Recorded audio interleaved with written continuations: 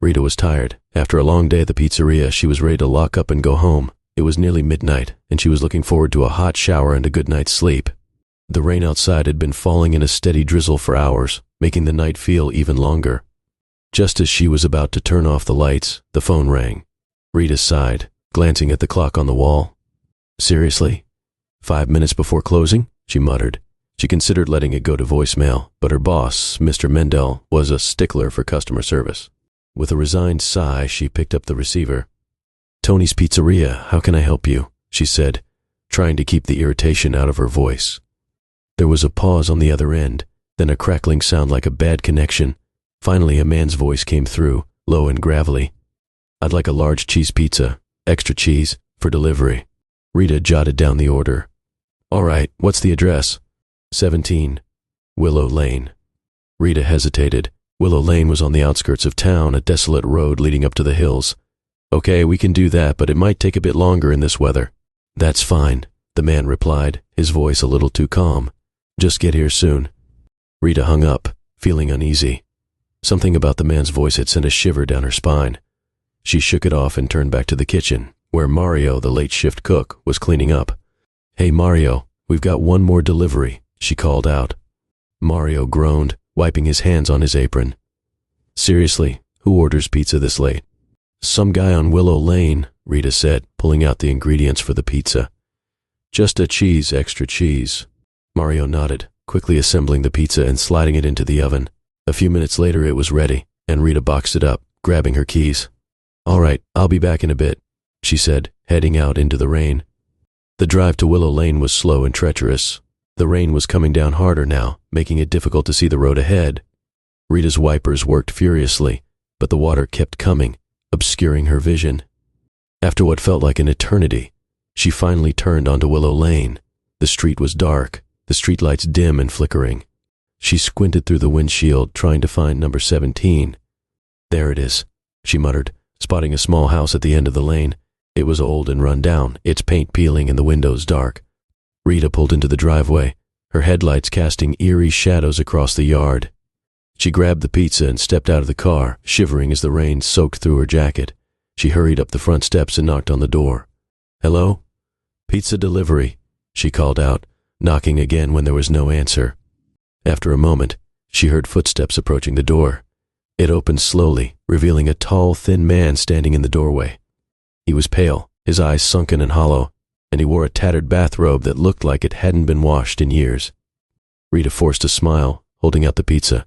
"Large cheese, extra cheese, that'll be $12.50. The man stared at her for a long moment, his eyes unblinking. Rita shifted uncomfortably, glancing back at her car. Sir, your pizza?" she prompted, trying to keep her voice steady. The man finally blinked, reaching into his robe pocket. He pulled out a crumpled $20 bill and handed it to her without a word. Rita took the money and handed him the pizza. "Thanks.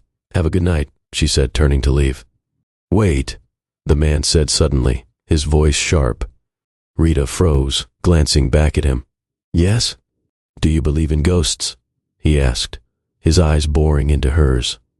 Rita blinked, taken aback. I don't know. I've never really thought about it." The man's lips curled into a thin smile. "You should. They're real, you know, and they're closer than you think." Rita felt a chill run down her spine. "Okay, well, good night," she said quickly, turning and hurrying back to her car. She slammed the door shut, locking it and starting the engine. As she backed out of the driveway, she glanced back at the house. The man was still standing in the doorway, watching her with that unnerving smile. Rita shuddered, turning onto the main road and driving away as fast as she could. She tried to shake off the encounter, chalking it up to a creepy customer. But something about his words stuck with her, echoing in her mind. By the time she got back to the pizzeria, the rain had stopped and the streets were quiet. She parked in front of the shop and headed inside, relieved to be back in the familiar warmth of the kitchen. "Hey Mario, I'm back," she called out. There was no response. Rita frowned, stepping further into the kitchen. "Mario?" Still nothing. She checked the back room, but it was empty. The whole shop was silent. Her heart started to race as she realized something was wrong. Then she heard it, a faint whisper, like someone speaking right next to her ear. "Closer than you think." Rita spun around, her eyes wide with fear. The kitchen was empty, but she could feel a presence, cold and heavy, surrounding her. Suddenly the lights flickered and went out, plunging the shop into darkness. Rita's breath caught in her throat as she heard the whisper again, louder this time, echoing through the empty pizzeria. Closer than you think. And then she saw it, a shadow moving in the darkness, growing closer and closer until it was right in front of her. Rita screamed, stumbling back against the counter as the shadow enveloped her, swallowing her whole. The next morning, when the pizzeria opened, the new delivery guy noticed that Rita never showed up for work. No one ever saw her again. The only clue was a $20 bill left on the counter, crumpled and soaked, as if it had been left out in the rain.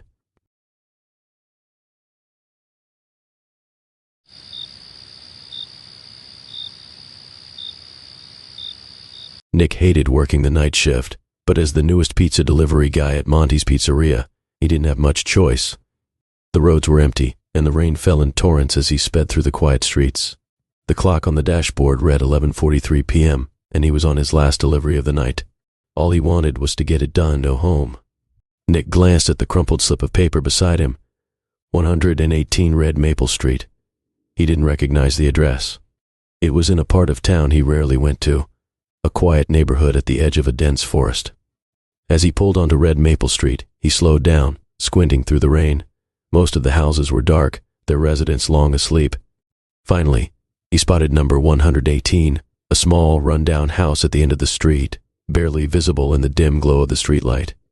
Nick parked and grabbed the pizza, glancing up at the house. The paint was peeling, and the windows were boarded up. The front door was a bright, unnatural red, standing out starkly against the dilapidated facade. He couldn't help but feel a chill as he approached the door, the rain soaking through his jacket. He knocked loudly, trying to be heard over the storm. "Pizza delivery." No answer. Nick knocked again, a little harder this time. "Hello, your pizza's here." The house remained silent, save for the sound of rain. He frowned, looking back at his car. He thought about just leaving the pizza on the porch and heading back to the warmth of the pizzeria, but something made him hesitate. He knew Monty would want him to make sure the customer got their order. With a sigh, Nick tried the doorknob. To his surprise, it turned easily in his hand. He pushed the door open a crack and peered inside. "Hello?" he called out again, his voice echoing in the empty hallway. "Anyone home?" Still no answer. Nick took a cautious step inside. The house smelled musty, like it hadn't been lived in for years. The wallpaper was faded and peeling, and the floor was covered in a thick layer of dust. As he ventured further, he saw that the furniture was old and covered in white sheets, like no one had been there in decades. He glanced around, uneasy. "Look, I'm just going to leave the pizza here," he said, setting the box down on a small table in the hallway.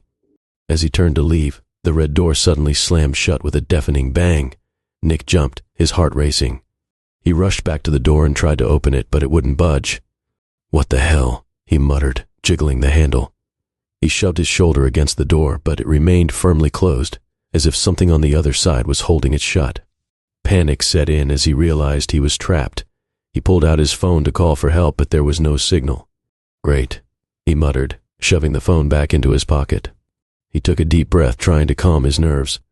"Okay, Nick, just find another way out," he told himself. "There's got to be a back door or a window or something." He turned and headed down the hallway, his footsteps echoing off the walls. As he passed by a large mirror hanging on the wall, he caught a glimpse of movement behind him. He spun around, but the hallway was empty. Nick's pulse quickened. He glanced back at the mirror, and his blood ran cold. In the reflection, he saw a figure standing at the end of the hallway. It was a woman, her face obscured by long dark hair. She wore a tattered dress, and her skin was pale and sickly. He blinked, and she was gone. He turned back to the hallway, his heart pounding in his chest. "Hello?" he called out, his voice trembling. "Who's there?" Silence. Nick took a few steps forward, his eyes scanning the dark corners of the hallway. He reached the end and found himself in a small living room. A single candle flickered on the mantel, casting long shadows across the room. As he approached the candle, he saw something that made his stomach drop. There, on the mantel, was a photograph in a dusty frame. It was a picture of the house taken years ago when it was still new and bright. Standing in front of the house was a family, a man, a woman, and a little girl. Nick felt a chill as he looked closer. The woman in the photograph was the same one he had seen in the mirror. Suddenly the candle went out, plunging the room into darkness. Nick fumbled for his phone, switching on the flashlight. The beam of light cut through the darkness, illuminating the empty room. He turned to leave, but stopped when he heard a soft, raspy whisper behind him. "Get out." Nick spun around, the flashlight shaking in his hand. He saw the woman again standing in the doorway, her eyes black and hollow. "Get out," she whispered again, her voice growing louder. Nick didn't wait to see what happened next. He bolted for the hallway, running as fast as he could. He reached the red door and yanked it open, stumbling out into the rain. He sprinted to his car, fumbling with the keys in his shaking hands. He started the engine and tore down the street, not daring to look back. As he drove, his mind raced. Who was the woman? And why had she trapped him in that house? Nick didn't have any answers, but one thing was certain: he would never deliver to Red Maple Street again.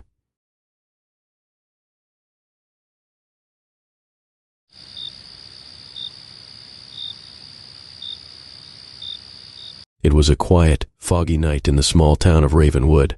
The thick mist rolled down the streets like a ghostly river, swirling around the old lampposts and blanketing the town in a shroud of darkness. Inside Tony's Pizza, Danny was pulling a double shift. A junior in high school, he had taken the extra hours to earn some extra cash for his upcoming prom. His friends had already left for the night, leaving him alone to finish closing. He had just mopped the floors and was about to lock up when the phone rang. Danny hesitated, his hand hovering over the close sign on the door. The clock read 11:57 p.m. "Just 3 more minutes," he muttered under his breath.